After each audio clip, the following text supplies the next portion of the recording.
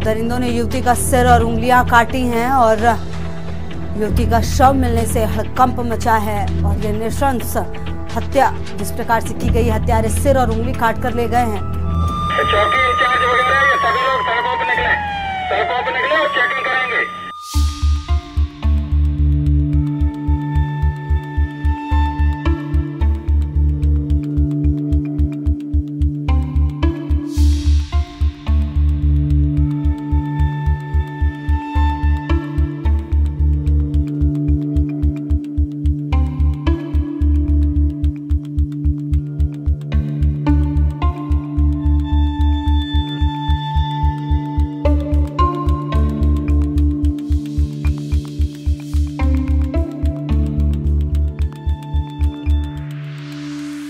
इस समय हम उत्तर प्रदेश के बुलंदशहर जिले के सिकंदराबाद कस्बे में हैं, जो कि राजधानी दिल्ली से तकरीबन 70 किलोमीटर दूर है। और जो आप ये खेत देख रहे हैं जिसमें हम खड़े हैं, और जो हमारे पीछे जो आप ये नीम का पेड़ देख रहे हैं, ये वही नीम का पेड़ है और ये वही खेत है जहाँ पर 1 मई 2018 को एक महिला की सरकटी लाश बरामद हुई थी। जब खेत के मालिक सुबह में 10 बजे यहाँ पर खेत पर पहुँचे तो उन्होंने इस शव को देखा और उसके बाद पास के ही यहाँ पर जो सिकंदराबाद कोतवाली है वहाँ पर पुलिस वालों को ये शव मिलने की जानकारी दी। उनकी जानकारी पर पुलिस यहाँ पहुँची और उन्होंने सरकटी लाश को बरामद किया और उसके बाद उन्होंने आसपास के गांव में जो है सर्च ऑपरेशन शुरू किया ताकि उस महिला की जो सर है वो बरामद हो जाए।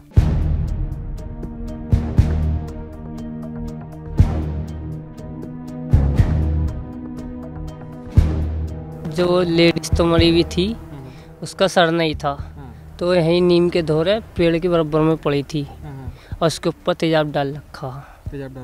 बहुत बुरी तरीके से मारा था उसका, गर्दन काट कर, पर गर्दन नहीं थी, बस खाली शरीर था।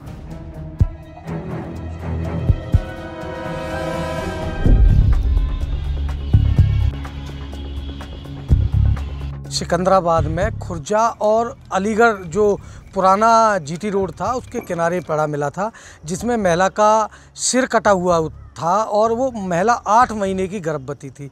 लेकिन आज तक ना ये पता चला है कि वो महिला कौन थी और कहाँ से आई थी। लेकिन पुलिस ने उसमें फाइनल रिपोर्ट लगा दी है। ना महिला का पता लगा कि कौन महिला थी और ना आज तक जो लाए थे कहाँ से लाए थे और कौन लाए थे जो अपराधी हैं, ना उनका पता लगा है।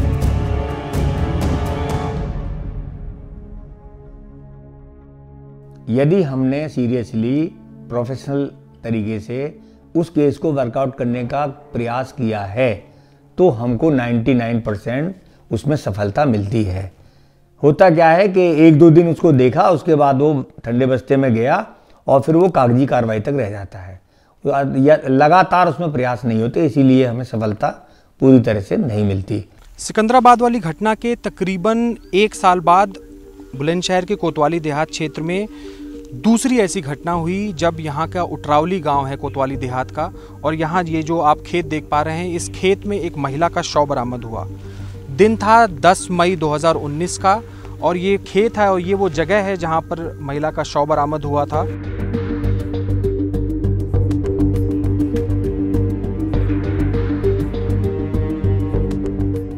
कंडीशन थी, ये नार नहीं थी। अच्छा, गर्दन जी, और यहाँ से ये हाथ नहीं थे, दोनों भाई ये कंडीशन ही, पैर थे, बाकी और शरीर था। बाकी और शरीर जी। तो कब मिला था? सुबह का टाइम था? देखो जी, ये तो जो वारदात हुई थी वो हुई रात में। वो रात में? हाँ, जो हम लोगों ने देखा तो वो सुबह देखा। सुबह में देखा? हाँ, हमारी ट्यूबवेल चल रही इसी खेत में पानी के लिए। हम आए सुबह उठ के तो देखा मैंने कि पानी इधर उधर नहीं कट रहा है। तो पानी देखा तो यहाँ कुछ लोगों ने हमसे पहले ही देख लिया कि यहाँ कोई ऐसी चीज़ है। उन्होंने हमें खबर करी, हम यहाँ आए देखने। जब हमने फिर और नहीं पुलिस को फ़ोन कर दिया। उस महिला का सर नहीं था, उसके हाथ गायब थे। जब ग्रामीणों ने इस शव को देखा तो तुरंत पुलिस को सूचना दी। ग्रामीणों की सूचना पर पुलिस यहाँ पहुँचती है और यहाँ पर जांच शुरू करती है। यहाँ के अगल बगल के गांवों में कॉम्बिंग ऑपरेशन शुरू होता है, ये जानने के लिए कि ये इस महिला की लाश यहाँ तक कैसे पहुँची, ये जानने के लिए कि इस महिला का सर किधर है। उससे अगर सर मिल जाता तो उस महिला की पहचान में पुलिस को काफ़ी मदद मिल जाती। लेकिन 3 साल से ज़्यादा का वक्त गुजर चुका है, न वो सर मिला, न इस महिला की पहचान हो पाई।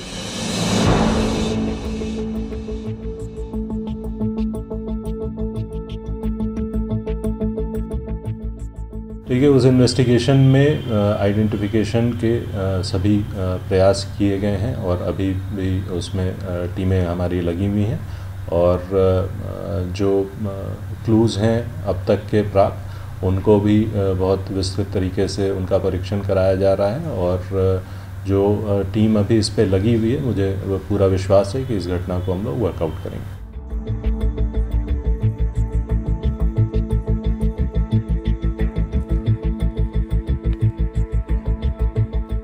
अपराध को छुपाने के लिए ये सबसे अच्छा तरीका निकालते हैं कि वो उसकी सिर काट देंगे या उसको मर्डर करके कहीं दूर जाके उस बॉडी को डाल देते हैं ताकि उसकी आइडेंटिफिकेशन ना हो। आइडेंटिफिकेशन नहीं होगी तो उसका पता ही नहीं चलेगा और क्रिमिनल उसमें साफ साफ बच जाते हैं जिन्होंने वो ऑफेंस किया है।